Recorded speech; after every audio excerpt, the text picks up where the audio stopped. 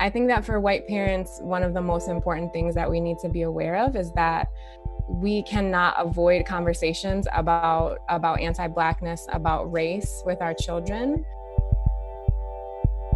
Danielle Slaughter, a couple of years back now, I think, had a blog that was so important for my learning about the ways in which when we keep our children, quote unquote, innocent on these topics, we're actually ensuring the continuation of white supremacy. You know, our children are not colorblind. Our children notice differences. They notice racial differences. They pick up on stereotypes that we know are everywhere in our world, in our media, in our classrooms, in the books that we read, in the stores that we shop at, in the lesson plans in the classroom. So we really have to consciously and always be aware of those things, and be willing to have these conversations with our children. And this is really generational work, right? It's not something that's going to change in our lifetime, but we need to know that raising white children is really essential to moving things forward in this country. So what we do know is that within the first years of life, right, babies and young children begin to show racial biases. They show preferences for caregivers that look like them, that have the same skin tone as them. And we know that preschool children are picking up on all sorts of social cues, which are shaped by the prejudice from the adults around them. So their teachers, their parents, any other caregivers in their lives. By preschool and early elementary school, children begin to exclude others and form peer groups based on racial biases, which is anti-Blackness in this country. One of the ways that we can combat this as white parents is to be using very explicit and clear language with our children. So when our children are pointing out differences in skin color, in hair texture, in books, in media, we need to acknowledge those differences rather than brush past them. When we give children language around, you know, who is called Black in this country, who is called white in this country, where those concepts are rooted in, and the history of this country, that can go a long way to building some awareness for them. As I said, children are not colorblind. So when we don't talk openly and explicitly about these things, then our kids are left to make their own assumptions, which is right, that we don't need to notice it, we don't need to talk about it, or they're going to be picking up all of those stereotypes that are just like the air that we breathe, which is anti-Blackness again. When we see that diversity is lacking, it's important too that we acknowledge that to our children. If you're reading a book and you notice there's only white characters in the book, point that out, bring that up. If you notice on a television show or other media that you allow your children to consume, point out those stereotypes, point out when you notice that there's only white characters present, or that the Black children in storybooks are you know, only referenced in terms of enjoying sports or music or whatever else. We need to be reading books that explicitly discuss race with our children, but then also books that uplift other stories about Blackness. So stories that show Black people as their full human selves, not just as stories about slavery and stories about oppression. There's so much more to Black life and Black experience than those things. You know, it's as simple as examining the toys that you have in your household, the books that you have in your household, making sure that those items reflect the world, and the diversity in the world. Making sure that we're really present in our children's classrooms, right? So even if you're in a school that is predominantly white, you should still be paying attention to what books are being read in the classroom, what toys are available in the preschool classrooms, what lesson plans are happening around history, right? We oftentimes are seeing completely whitewashed history, right? And we know that this is historically rooted in anti-Blackness. We need to be making sure that we're holding our teachers and educators accountable, and making sure that we're forming authentic relationships with parents of color, and Black parents in our children's schools as well, so that we can be uplifting them and their voices and what they need and what their children need, so that we can really be accomplices in making sure that our schools are doing right by all of our children. I'm going to talk to y'all a little bit today about what we can do as Black parents. So I wanted to say that before we can talk about anti-Blackness with our children as Black parents, we need to recognize the way that anti-Blackness has presented itself and how we've already internalized it. Children are sponges. They will pick up everything, literally. And often they do as we do instead of as we say. So anti-Blackness is in every system in America. It's why there are large inequities in education and why discrimination in housing and employment are still allowed to exist. However, we've allowed American exceptionalism to make us think that if people just work hard, they can be afforded the same opportunities as white people, which isn't true. And so in order to dismantle it within yourself, you have to start to dig into what it looks like for you, what you've internalized in regards to respectability politics, and then how you can disrupt that system. So instead of, for me personally, I've always tried to center Blackness in our home. So I know that once my children leave this house, they are going to be surrounded by messaging that is developed to make them feel less than. And so if I center Blackness in our home, they will leave our home feeling empowered. They will know that they come from a rich history. And the ways to center Blackness in your home, some of it is similar to what Sam has said. It's looking for Black toys, music, books, other media priority. For example, when my oldest son got into superheroes, I bought him the Black superheroes, the Black Superman, sorry. So I wanted his first image of a superhero to be someone who had hair and skin that looks like him. And it was before Black Panther came out. So that was my option, was to go find this Black Superman and spend an obscene amount of money. But it was important to me. Other ways that you can do this is if your kid is into photography or something like that, you pick up a book about Gordon Parks.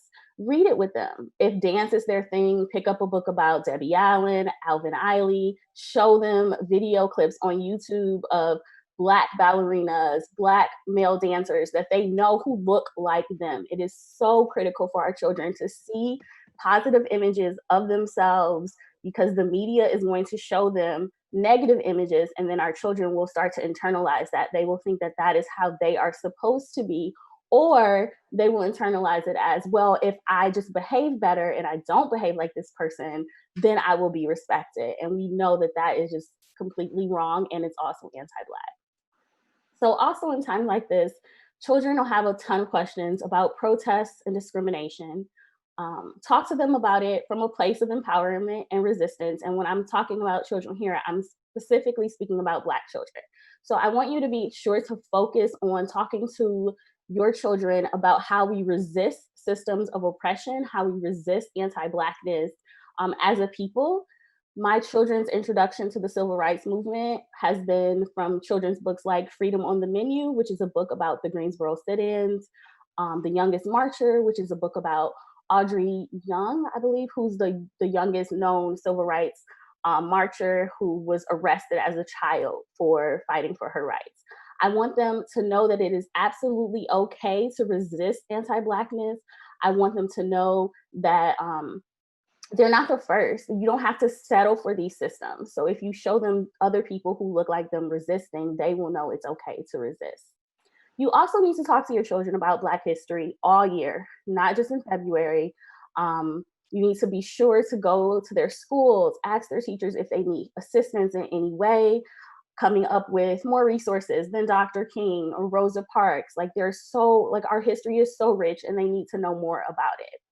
If you can volunteer at the school, go ahead and be a mystery reader. So I've served as mystery reader every year in my son's class, and I always bring a book that has Black people in it.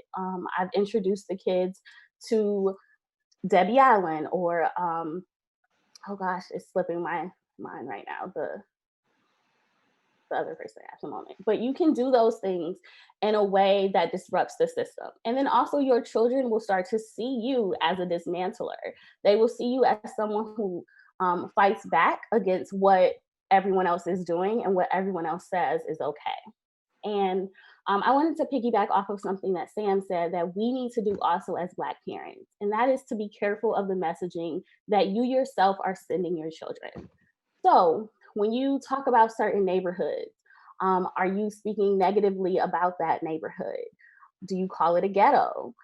Do you complain about grocery store offerings in Black neighborhoods? Do you say these negative comments about groups of young Black children outside on the corner in the summer instead? Or you might just be saying these things in passing and not thinking your children are internalizing them. But instead of doing that, focus on teaching them about housing discrimination, food deserts. Why our grocery stores might not have certain things is because of inequalities and how the grocery stores are stocked.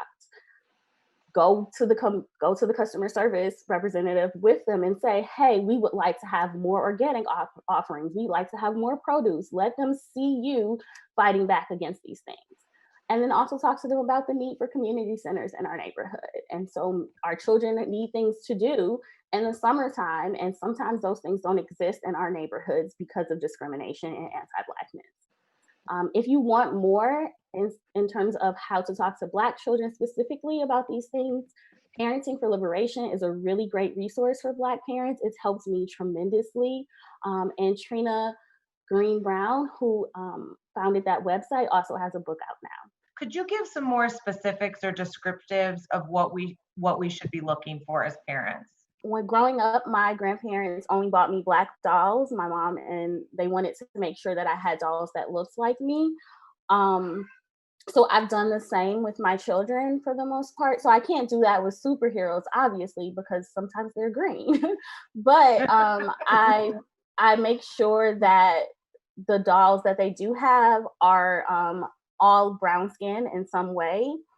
I make sure that the hair is textured because I want them to know that they don't have to straighten their hair. I am very specific in not only focusing on Black books that are about history, but also finding books that are just about kids doing normal things.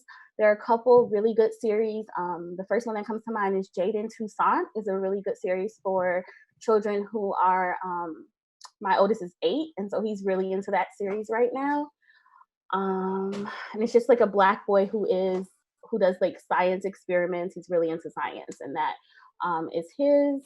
And I'm trying to think of the other series, but things like that. Looking for images of curly hair. Looking for. Sorry, I forgot to lock the door back. Okay, let Mama finish. But yeah, so that would be my suggestion for Black parents, is just making sure that you take the time to really find things that look like your kids. Is it okay for white parents to buy Black dolls for their kids to normalize it? Is it okay, and would you suggest it? I think I'm adding that. That's my addition. I would say yes. I would say, as long as you're not doing it, I've seen people do this, and like on Facebook, they'll post a picture of their white daughter playing with a Black doll, and it's like, oh, she just loves her baby. She doesn't care what skin color it is. Like, as long as you're not doing it in some like weird fetish type of way, it's fine. But they need to see that. If you live in an all-white neighborhood, then buy them a Black doll, and that'll be a great way to start conversations about skin color, and why we all look different. You talked a lot about history and making sure that you're sharing the deep, rich history, and not just in February. Is there any movement that you're aware of that folks can be a part of to actually change the history books, so that we're not just talking about Black history in February, but that we're incorporating, that actually school districts are incorporating that all year long? So I haven't heard of a national movement, but I know that locally, a lot of different school districts are getting pushback from parents about the current curriculums. Teaching Tolerance actually has a curriculum on their website about decolonizing white supremacy in your school's curriculum. That would be a great resource to start with for them. I personally am working with some of the parents at my son's school to petition that the teachers are talking about Black history or incorporating more Black images throughout the history classes beyond February. And so it's really going to have to be done from like a grassroots sort of thing. Like you're going to have to get a group of parents together. You're going to have to write letters to the school board. You're going to have to write letters to their principals to really to get action done. And that's actually a really great way. If you have anxiety like me and you can't be in big crowds and do protests like that, this is another way that you can be active in these movements. Write the letters, help them create the curriculum. I've actually volunteered to help some of the teachers that I know at my son's school decolonize their syllabus. You can find more at onedetroitpbs.org or subscribe to our social media channels and sign up for our One Detroit newsletter.